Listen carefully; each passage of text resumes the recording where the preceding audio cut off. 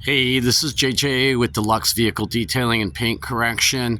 This is the before, and I should say after, Helene and Milton hurricanes here in the beautiful coastal area of Pinellas County. This car was this Jeep in saltwater. You can see everything that came up. It's got water spots from reclaimed water. It's got rock chips all over the front. I will be painting and clear coating. It is going to have a full ceramic coating on the glass, on the wheels, the barrels of the wheels, which is inside here. The calipers are pretty dirty and kind of starting to rust a little bit. But anyway, this is my before presentation with some beautiful dirt and water spotting. And some of it is from the hurricanes and some of it is from reclaimed water. I'll be back with you. So I've spent a little time on the undercarriage of this. I clean with distilled water, and this is a 5-gallon bucket of FenLab Pure. Detailers out there, if you've never used it, it's a rinseless wash that's a soap-based. It has amazing cleaning abilities. Buy a small bottle off Amazon, you'll thank me later. This is a bucket of O&R, that's Optimum No Rinse, a rinseless wash with less cleaning power. I spent a lot of time with my little 1700 PSI, 1.2 gallons per minute Karcher. I got this at the side of the road about 6 years ago. Never let me down. I'm going to be pressure washing the carpets. I'm going to be using a drill brush and the acid and the base treatment of Flex Carpet Cleaner. I will let them dry. I will then use stain guard on them after they're dry. I'm doing, full interior detail. All the plastics and leather are getting ceramic coated. But I just want to show you something that, not everyone knows. And this is a Ryobi undercarriage and water broom. Attaches to your pressure washer. Has a nice, multi-directional gauge on it. And for cleaning undercarriages that have been in salt water, it is amazing. And all this dirt and debris and everything. I reached my hand with the airless paint sprayer. This is a Himalaya paint sprayer. I have some videos. I do all of my washing with this, but that's not what this is about. I spent a lot of time flushing out the calipers, flushing out the brakes, flushing out the wheels, flushing out the lug nuts, and cleaning. You saw there's some nice sunshine. You saw how dirty these were before. These are a felt line because, of course, Bentley V8s with 700 horsepower need such thing. But this is a Bentayaga SUV, and now it has nice clean felt wheel liners. Everything's been flushed out, and I'm doing my thing. This vehicle is going to be polished out before coating and given a full, the full works with interior wheels, glass, paint, all ceramic coated, leather, all the plastics. I'm going to do the doors, the panels, the fancy stuff, the dash. Everything you see here will be ceramic coated. The steering wheel. And it is amazing for fighting stains and keeping everything look nice. And you never have to put anything on it after that. except for like O&R rinseless wash.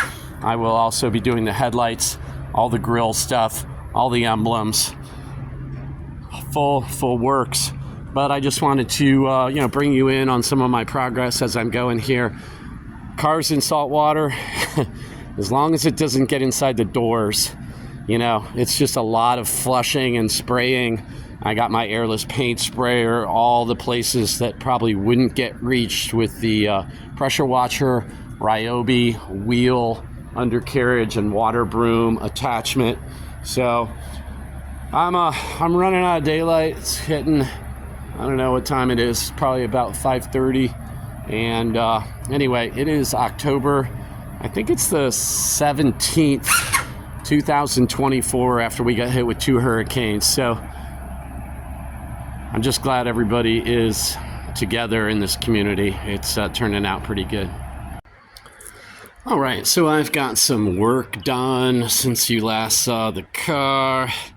It now looks much better. The wheels look much better. There is not sand, debris, mud in all of the door frames. I washed this a bit ago. I didn't get to the inside doors because it's all distilled water, so it doesn't really matter. I have tried to get these little caps off of the Bentley license plate trim cover. That's impossible. What I'm going to do now is take a 3-inch polisher, and I cannot get to all of this when the SUV is in the garage. He's got a big German Shepherd. There's some pretty deep scratches and scrapes. So, and some dog hair, but not too bad. But, there's been 2 hurricanes, so people have been doing crazy things. But I've got a lot of the prep done this morning. I did an acid bath because this had reclaimed water spots. And iron fallout remover, clay bar, wash in between each step, pretty much. Got the grill all looking good with a bunch of brushing and some Optimum Polymer Technologies panel prep, paint prep, which I happen to love. Got a nice water spot, even though water ran down here, always does, but had them out, got some scratches and scrapes. Everything's gonna get polished. Yeah, that's on the inside. I don't know if you can see that, but some big scratches on the tint. So anyway, this car has, been like a family mobile for the last 2 years. And I'm about to make her pretty and protect everything as previously mentioned. Love this vehicle. I've driven it a couple times, and it's fun. So anyway, I just kind of thought I would keep you up with my progress. This isn't going to be a how-to or anything like that. It's probably going to be titled something like how to detail a car that's been in salt water, which is a real common thing around here, trust me.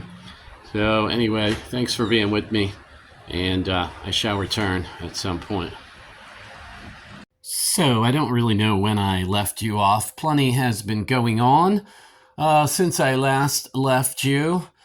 I did some wheel repair, painted and clear coated, I believe 55 rock chips, most in the front, along with some scuffs and scrapes.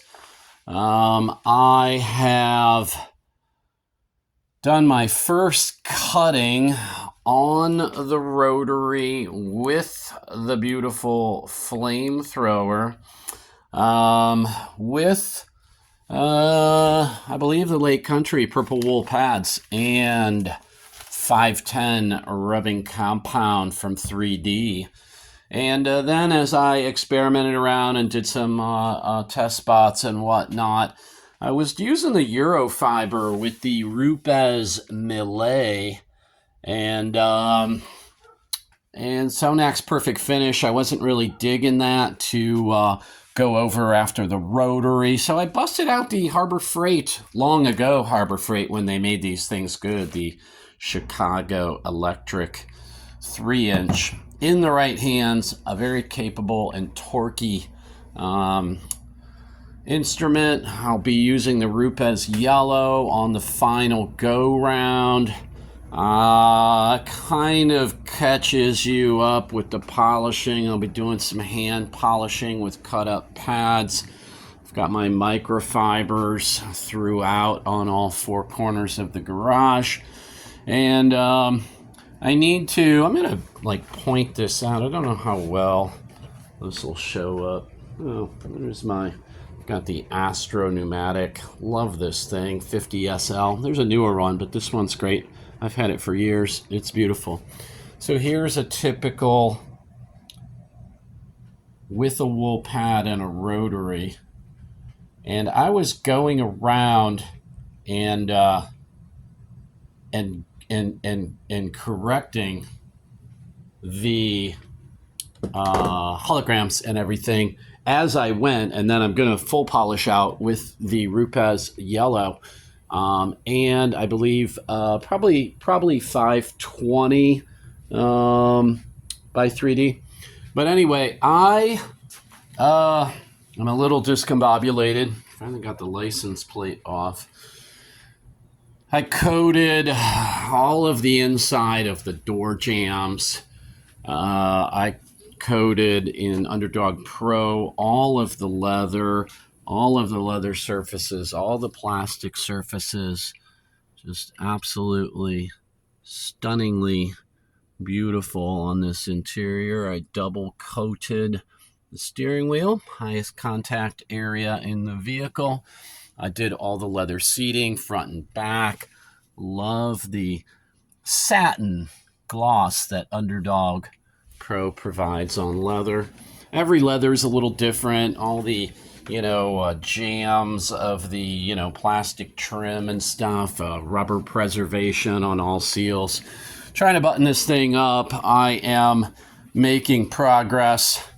And, I got so hungry, I actually forgot I didn't do my second step. I'm trying to get done. I think the owner's like, how many hours have you been on this? Honestly, I'm at about 33 hours right now. So anyway, she's looking good. I hit 37 rids. That's a random isolated deep scratch. And I have gone all around the car. I mark all of these spots with this lavender auto marker, wet wipe marker. These are a must-have for me when I'm doing higher-end detailing, because I go around writing a number to each scratch and rid and, any kind of imperfection. And then I go around, they're numbered, I don't miss any. They stick out like a sore thumb in lavender on all paint colors. Never polished a lavender car before, but there'll be a first sometime. And anyway, that's my gig. That's where I'm at. And thanks for keeping up with me. Maybe I'll try and, put you on a stand and watch me do some things. I'm not quite sure. Anyway, I shall return. This is a nice little added touch by adding some 3M Scotch Guard to all of the carpets. You just, help your client out with protection and reducing further stains, which these carpets all had. And that carpet had some kind of, I don't know what, but when I pressure washed it, all kinds of suds came out of it. So it discolored it a little bit. I may have to get a replacement, or could have dyed it, but then it wouldn't match. So anyway, these are choices you have to make. I'll be back with you. I'm wearing a lot of protection because stain guard is not something you want to breathe in or get on your skin. That's why I'm wearing long pants and shoes, which is a rarity for me. Thank you. I'm doing my last steps on this detail of this 2022 Bentley Bentayaga SUV. I'll give you a full finishing viewage, maybe even outside. But anyway, I really like Geon Q2 tire coating. It is a ceramic based coating, and I find that, and I'm going to heat this up while I talk, I find that it's really long lasting if you follow the recommended directions. You want to put on a light coat, your first coat around, and then follow up with another light coat. Don't slather the stuff on. But this first coat, I'm a little heavy on my first coat. I've just heated this tire up a bit. I'm just kind of rewarming it. This opens the pores of the rubber up. I have a auto fiber auto saver. I did a coating with one half of it, so the one side of it. So the other side I am now using, and I use all of my old coating auto fiber half mitts for, sorry, I'm usually in my shitty videoing. I was going to set up on a tripod, but this is my last step on this vehicle, and I am I am ready to be done with this vehicle. I may or may not share with you. This is called siping on a tire. It's these little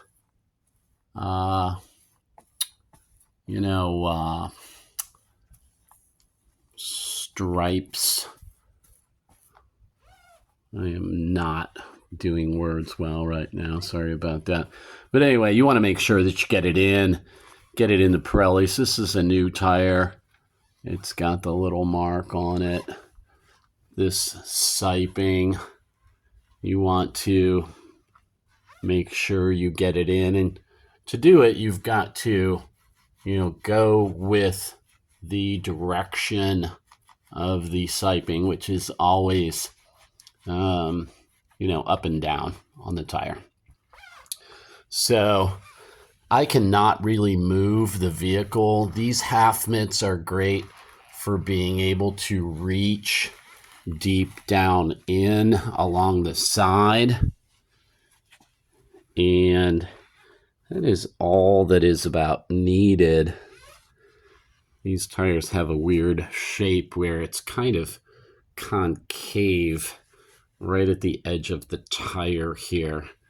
Every time I do this vehicle every 2 weeks, I do a maintenance program. And anyway, he likes shiny tires. One coat will give you a nice satin finish. 2 coats will give you much deeper, richer, glossier. Sorry, as I'm trying to kind of find myself here. Here's more siping.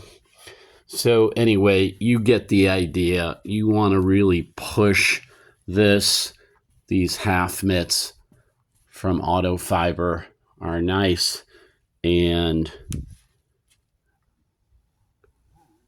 padded, and they also have a seal on them.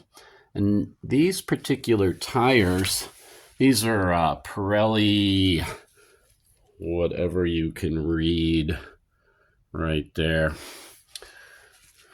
But anyway, I like these half mitts because they're thin. They can reach under the tire. They can also get along this inner edge of the wheel.